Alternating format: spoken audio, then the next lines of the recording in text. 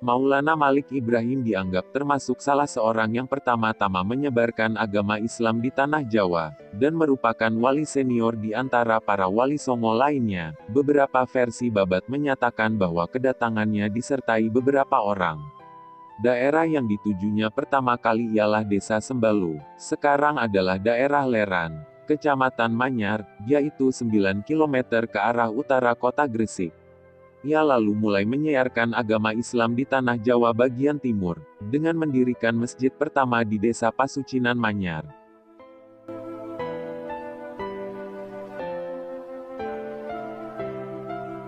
Pertama-tama yang dilakukannya ialah mendekati masyarakat melalui pergaulan. Budi bahasa yang ramah tamah senantiasa diperlihatkannya di dalam pergaulan sehari-hari. Ia tidak menentang secara tajam agama dan kepercayaan hidup dari penduduk asli, melainkan hanya memperlihatkan keindahan dan kebaikan yang dibawa oleh agama Islam. Berkat keramah tamahannya, banyak masyarakat yang tertarik masuk ke dalam agama Islam.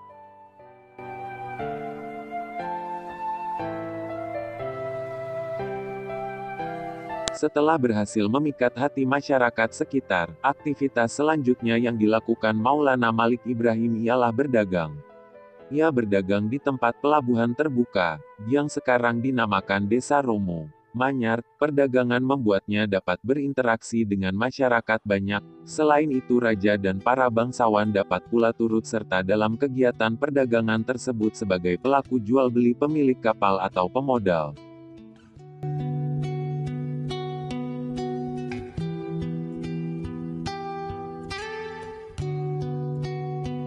Setelah cukup mapan di masyarakat, Maulana Malik Ibrahim kemudian melakukan kunjungan ke ibu kota Majapahit di Trowulan.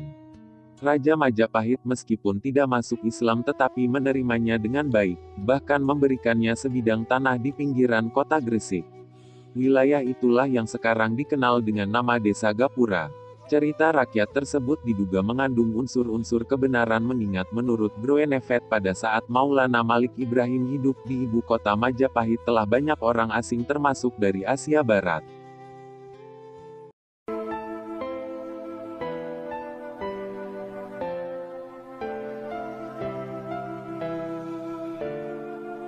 Demikianlah, dalam rangka mempersiapkan kader untuk melanjutkan perjuangan menegakkan ajaran-ajaran Islam, Maulana Malik Ibrahim membuka pesantren-pesantren yang merupakan tempat mendidik pemuka agama Islam pada masa selanjutnya. Hingga saat ini makamnya masih diziarahi orang-orang yang menghargai usahanya menyebarkan agama Islam berabad-abad yang silam. Setiap malam Jumat Legi, masyarakat setempat ramai berkunjung untuk berziarah. Ritual ziarah tahunan atau hail juga diadakan setiap tanggal 12 Rabiul Awal, sesuai tanggal wafat pada prasasti makamnya. Pada acara hail biasa dilakukan hataman Al-Quran, mauludan, pembacaan riwayat Nabi Muhammad, dan dihidangkan makanan khas bubur harisah.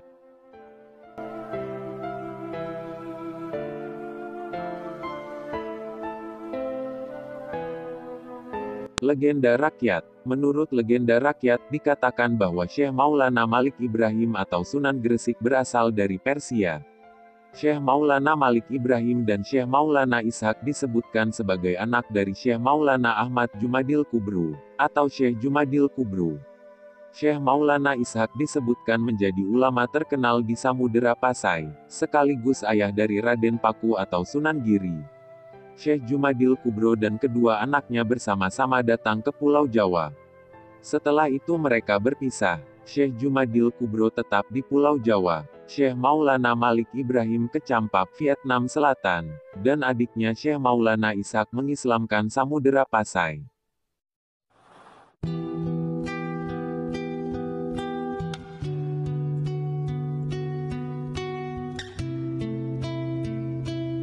Syekh Maulana Malik Ibrahim disebutkan bermukim di Campa, dalam legenda disebut sebagai negeri Cermain atau Cermin, selama 13 tahun.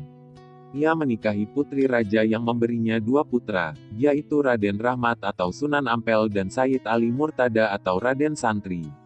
Setelah cukup menjalankan misi dakwah di negeri itu, ia hijrah ke Pulau Jawa dan meninggalkan keluarganya. Setelah dewasa, kedua anaknya mengikuti jejaknya menyebarkan agama Islam di Pulau Jawa.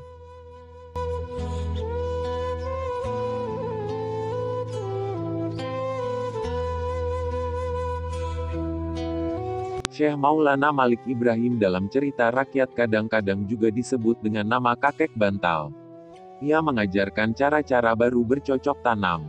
Ia merangkul masyarakat bawah, dan berhasil dalam misinya mencari tempat di hati masyarakat sekitar yang ketika itu tengah dilanda krisis ekonomi dan perang saudara.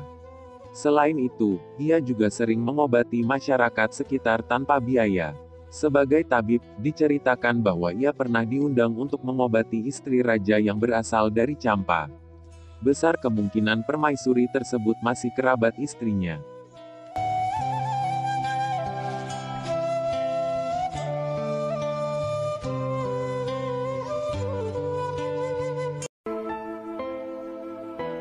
Filsafat. Mengenai filsafat ketuhanannya, disebutkan bahwa Maulana Malik Ibrahim pernah menyatakan mengenai apa yang dinamakan Allah. Ia berkata, yang dinamakan Allah ialah sesungguhnya yang diperlukan adanya. Meskipun hal ini tidak ada bukti yang dapat menunjukkan kebenaran filsafat tersebut, karena di berbagai sumber, menyebutkan bahwa dia adalah seorang ahlus sunnah wal jamaah.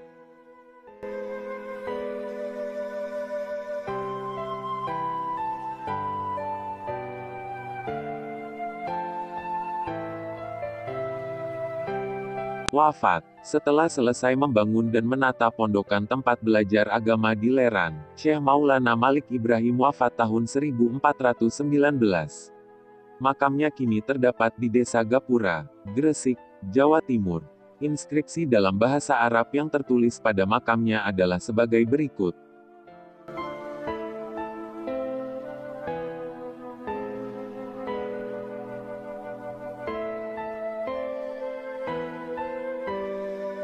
Ini adalah makam almarhum seorang yang dapat diharapkan mendapat pengampunan Allah dan yang mengharapkan kepada rahmat Tuhannya yang maha luhur, guru para pangeran dan sebagai tongkat sekalian para sultan dan wazir, siraman bagi kaum fakir dan miskin. Yang berbahagia dan syahid penguasa dan urusan agama, Malik Ibrahim yang terkenal dengan kebaikannya. Semoga Allah melimpahkan rahmat dan ridhanya dan semoga menempatkannya di surga. Ia wafat pada hari Senin 12 Rabiul Awal 822 Hijriah. Saat ini, jalan yang menuju ke makam tersebut diberi nama Jalan Malik Ibrahim.